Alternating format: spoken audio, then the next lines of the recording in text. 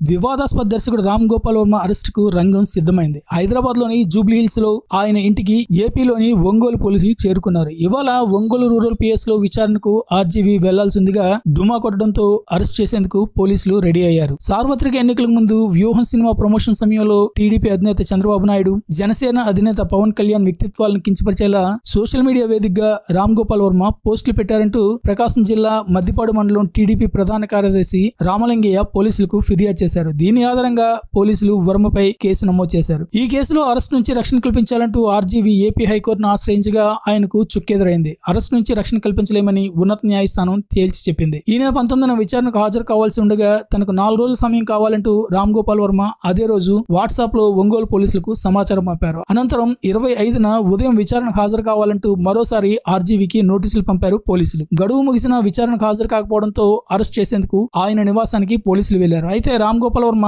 తమిళనాడులోని కోయంబత్తూరులో ఉన్నట్టు సమాచారం. ఆర్జీవీ హైదరాబాద్ లో లేరని, సినిమా షెడ్యూల్ ప్రకారం ఇతర ప్రాంతాల్లో ఉన్నట్టు ఇంటి వద్ద ఉన్న సిబ్బంది పోలీసులకు చెప్పారు. మరోవైపు ఆయన తరపు న్యాయవాది మీడియాతో మాట్లాడుతూ విచారణకు సహకరిస్తామని, కొద్ది రోజుల సమయం కావాలని పోలీసులు కోరినట్టు చెప్పారు. సినిమా పనుల్లో భాగంగా రామ్ గోపాల్ వర్మ వేరే ప్రాంతంలో ఉండటంతో వర్చువల్ గా హాజరయ్యేందుకు అనుమతి కోరినట్లు తెలిపారు. రెండోసారి కూడా విచారణకు హాజరు కాకపోవడంతో అరెస్ట్ చేసేందుకే పోలీసులు సిద్ధమవుతున్నారు. ఈ క్రమంలో కోయంబత్తూరు, ముంబైకి 2 బృందాలు వెళ్లాయి. అయితే RGV social media account handles location Hyderabad పరిధిలో చూపిస్తుండటంతో శంషాబాద్, షాద్నగర్ లోని 2 ఫామ్ హౌస్లపై పోలీసులు దృష్టి సారించారు. సాయంత్రంలోగా రామ్ గోపాల్ వర్మను అదుపులోకి తీసుకునేందుకు ప్రయత్నిస్తున్నారు.